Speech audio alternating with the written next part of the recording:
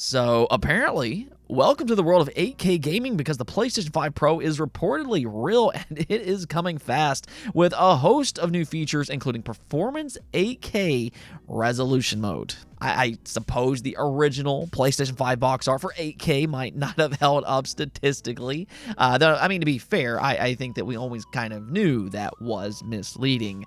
What are you going to do, though? Maybe it'll be true the second time around, but, you know, in all seriousness, we are going to go over those new PlayStation 5 Pro leaked details today, and there's a few important notes here that could be a big boost over the standard PlayStation 5 that we currently have right now. Also, as you might have guessed, we got another update for the Microsoft Activision Blizzard acquisition as they got good news today. We are now officially in the end game. That tension might rise up, but things might finally be coming to an end as early as this August. So if you're enjoying the video, do make sure to subscribe, hit that bell, and we're going to start today off with High on Life. Despite middling reviews, High on Life was a huge success last year when it launched on the Xbox and Xbox Game Pass. It's an easy fan favorite, and one of the prime examples that critics don't always get it right. Fans absolutely adore this game with an 89% approval rating on Steam as we speak, and well, lucky for you all, more fans might get the chance to enjoy it here sometime soon because a PlayStation 4 bug fix update was discovered online.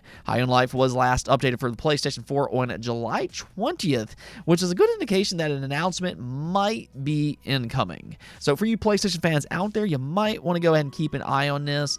There is a reason that this game set an Xbox Game Pass record last year as not only its biggest 2022 launch title, but it's also their biggest third-party single-player launch in the history of Game Pass. Now, I will say that some of your enjoyment might depend on your own personal sense of humor. It is coming from the Rick and Morty creator and Squanch Games, and humor is subjective, so if you've ever watched that show, it might give you a good idea as to what to expect with High on Life. But honestly, I mean, even as a first-person shooter, I think it feels good. It kind of reminds me a little bit of Ratchet & Clank with its creative weapons. Hey, that's the perfect fit for PlayStation fans, actually. But yeah, if this turns out to be true, I'm thrilled to see more players get the chance to enjoy it over on PlayStation. In the meantime, they did also announce an expansion last month, High on Knife, and we'll see when that comes out eventually. Now, we also got a welcome update for one of the most talked about subjects over the last month, Final Fantasy 16 and its sales numbers. Now, the reason that this has been so controversial is because despite Final Fantasy 16 selling 3 million copies in its first week, I mean, that sounds good, but this is actually slower than Final Fantasy 7 Remake and Final Fantasy 15. So this has led some people to believe that Final Fantasy 16 isn't doing all that well. I mean, just kind of knowing Square Enix, it's really hard to say what their expectations are. In the past, they've had some infamously unrealistic expectations with some of their games, but in this case here, Square Enix did respond to some of the controversy, and here's what they had to say. Taking into consideration the sales figures of the acclaimed Final Fantasy VII Remake and the difference in size of the install base of the PlayStation 4 and the time of this title's release, we can see that the attach rate of Final Fantasy XVI is considerably high given the PlayStation 5 install base. Square Enix considers the initial sales results of Final Fantasy XVI to be extremely strong, and we will continue to carry out a wide range of initiatives to encourage even more people to play the game. So, there you go. This should kind of end the debate on whether or not this game is viewed as a success, or at least in the short term. I think that that's kind of the real story here, though. Its success is not going to be predicated on just its launch numbers alone. We need to see how strong its legs are compared to other games in the franchise. And as more fans pick up the PlayStation 5, the more Final Fantasy 16 numbers will inevitably grow. So now we just kind of need to see how strong those legs are and whether or not it can catch up with games like Final Fantasy VII Remake and maybe even eventually Final Fantasy 15. I mean, sure, there's always going to be talk about its lack of multi-platform and how that impacts its reach. I mean, it's not some type of coincidence that Final Fantasy 15 is the fastest selling of the 3 recent mainline titles, with it launching on both Xbox and PlayStation day one. It also sold faster than Final Fantasy 7 Remake, and it launched much earlier in the PlayStation 4's life cycle, which that kind of tells you there's more to this attach rate story. Multi-platform, of course, will bring in more fans. Not really a huge surprise. And I do think that there are legitimate questions about Square's disregard to multi-platform and how it could affect future releases. Is this actually good for the franchise or not? Time won't tell. But as for Final Fantasy 16 specifically, it sounds like Square is happy. I'm sure Sony paid them good money for its exclusivity to kind of make up for some of the difference that it will lose on Xbox.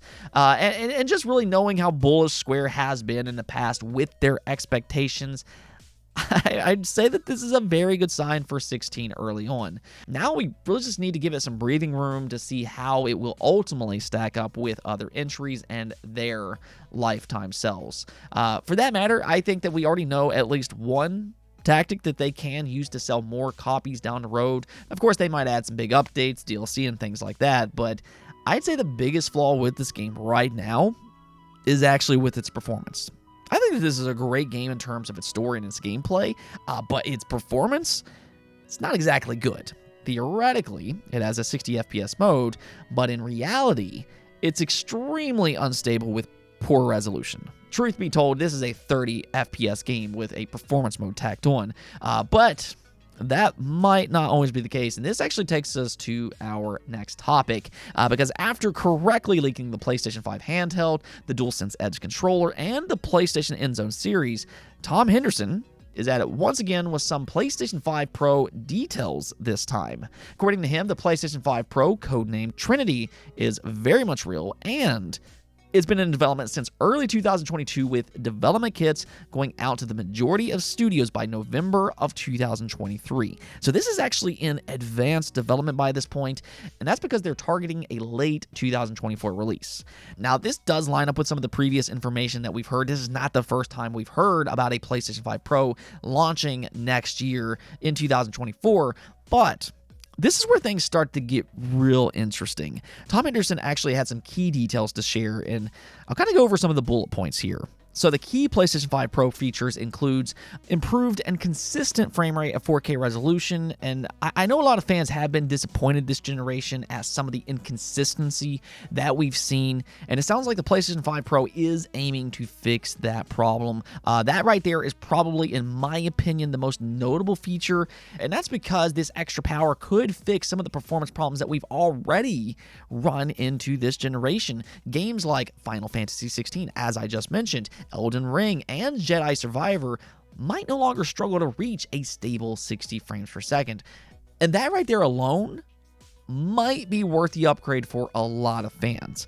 I mean, for all of the talk this generation about 60 frames, we are seeing 30 frames quietly creep back up, and, well, the PlayStation 5 Pro could keep that at bay and give developers the extra power that they so seem to desire. And for all those people that just absolutely don't want anything less than 60 frames, this upgrade could actually give us that a little bit more consistently. Now, another key feature here, though, is accelerated ray tracing. This is probably the most disappointing and underused features with the current consoles right now.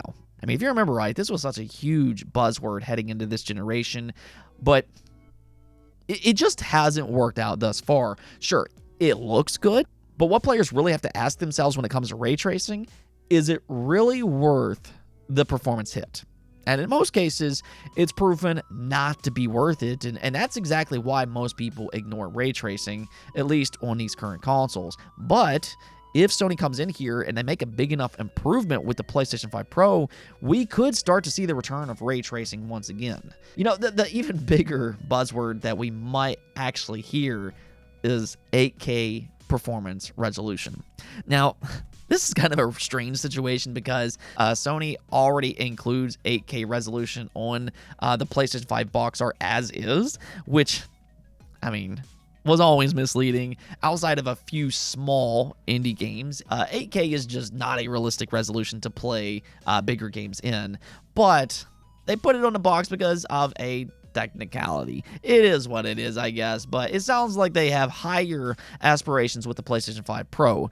Tom Henderson didn't go into great detail here, but simply said that it will have quote-unquote 8K performance mode, whatever that means. Maybe they'll drop other demanding graphical features to bump it up to 8K resolution. I'm not exactly sure how this will work out just yet, but I do imagine this will be one of their main marketing terms. The PlayStation 5 Pro is capable of 8K. The last thing here, though, is that reportedly it will have 30 WGP, which stands for Workgroup Processor, and 18,000 megatransfers per second. Now, from what I've seen online, this equates to about 56 compute units, which that is important because we can actually compare this to current consoles on the market. The Xbox Series X is actually very close to this with 52 compute units, and then the current PlayStation 5 sits at 36. So this is a big upgrade over the current PlayStation 5 right now, and it puts it more in line with the Xbox Series X in terms of compute units. But it's also important to keep in mind that the PS5 Pro will probably be running at a higher megahertz, which will make the PlayStation 5 Pro the most powerful console on paper. So, I mean, this is exciting stuff if you want that extra power. And just kind of seeing how this generation is shaped up thus far, I mean, we can already see some of the benefits that this console can make day one. Again, games like Final Fantasy 16 might be a more stable 60 frames with this upgrade. Now, I will be very interested to see, though, what price tag they shoot for. We're not hearing about that quite yet. I mean, we could kind of speculate on it. Could they give the current PlayStation 5 a price cut and then mark the Pro at $500? That could be an option here. Or, I mean, they could just go above that $500 mark. Now, I would say that I think $500 is kind of the sweet spot right now, so they'll have to be careful about the pricing. But at the same time, if this is a truly premium console, maybe some people out there would be willing to spend more. So it will be interesting to see what they decide to price this thing at and what type of success they have if they do go above that $500 mark. I will ask you all, though, based on this information right here, does any of this excite you, or are you happy with the current hardware as is? Okay, so of course we do have another update for the Microsoft Activision Blizzard acquisition. We are now officially in the end game, hip hip hooray, right? But this is because the cat did in fact pause the CMA versus Microsoft trial. Now, this is actually a big win for Microsoft because this was not a guarantee. The cat held a half-day hearing between the three earlier in the week. We did talk about this prior, and at the time, the judge agreed to conditionally pause the trial under the conditions that the CMA and Microsoft could give him the documentation and testimonies that he needed to be satisfied. I mean, honestly, if you listen to that trial live, he did not seem happy to be there, and he actually sounded critical over the CMA's reversal last minute. It sounded like he wanted to make sure that there's no funny business going on, and he wanted a legitimate reason to believe the two could actually work things out without the cat trial. Now, during that hearing, both Microsoft and the CMA with confidence said that they believe that they can get things done. On more than one occasion, it was heavily suggested that whatever Microsoft is offering, which we still do not know as of this moment, but whatever they're offering has a very good chance of getting an approval from the CMA. So that's where we are. And now that the CMA and Microsoft have provided the cat with the documentation it needs, the cat seems fully satisfied to pause the trial. Now, why this is good news is that because Microsoft and the CMA will now work together once again to see if they can come up with some type of resolution. Interestingly enough, though, Microsoft has yet to send the CMA a proposal, which, that might seem weird to some people, but I imagine this is because Microsoft is doing their due diligence. They want to make sure everything is correct. That way, the CMA's investigation will go smoothly and swiftly, and they don't want any chance of some type of block. Don't worry, though. I'm sure that their restructured offer will be sent here sometime soon enough, and then that's when the clock starts ticking. The CMA's investigation will then be completed by August 29th, they claim, so there it is. This actually might almost finally be over. It's been a wild, crazy ride, but it is coming to an end. And just based on the wording at the cat hearing, I'd be surprised if the CMA decided to block again. That would be a terrible look for them after displaying such confidence in front of the cat judge. And more so, I don't think Microsoft would have agreed to pause the trial unless they had some type of indication that this restructured offer will indeed work. No, the offer hasn't been sent yet, but the two have been talking, and I think that they have a good understanding in how to proceed. Now, what this restructured contract will actually look like, that will be interesting to see. We keep hearing that it's some type of divestiture, but we don't really know exactly what that includes just yet. It sounds like that it will have something to do with cloud gaming, but I will be curious to see if anything else is included as well. Of course, if something interesting does come up, I will let you all know all about it. Let's go take a look at the poll of the day, though. We're asked you all, if you're playing Diablo 4, how do you feel about the latest patch nerfing characters? And yeah, I'd say that the results are quite telling, because only 5% of you said that you like it, whereas 24% said they don't like it, and then 17% of you said that you feel indifferent. So the majority of you all are not fans of this patch, and I mean, you know, this is a typical thing for live service games, especially when it comes to Blizzard. Characters will evolve over time, oftentimes not the way you want them to. But one concern that I have seen from fans is that some do believe that they are purposely trying to make Diablo 4 more grindy in the hopes that fans will instead purchase in-game items. Now, if that's really what's happening here, that is a bad look for Blizzard. For me, though, I'm just not surprised by the nerfs or really even fans' reactions. This is Blizzard that we're talking about here, and they will change the meta at a whim. They've done this time and time again, so it doesn't surprise me they're doing the same with Diablo 4.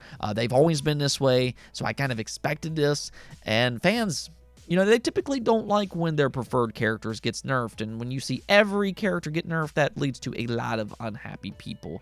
I think doubly so, though, in this game, just because the time that some fans have devoted to make their characters overpowered. But yeah, hopefully Blizzard will quickly react and find a way to get on the same page with their community once again. Anyways, that's it for this episode. But if you liked the video, don't forget to hit the notification and subscribe button for more content just like this. Also, if you'd like to support the channel through Patreon, thank you for making this content possible. Peace out.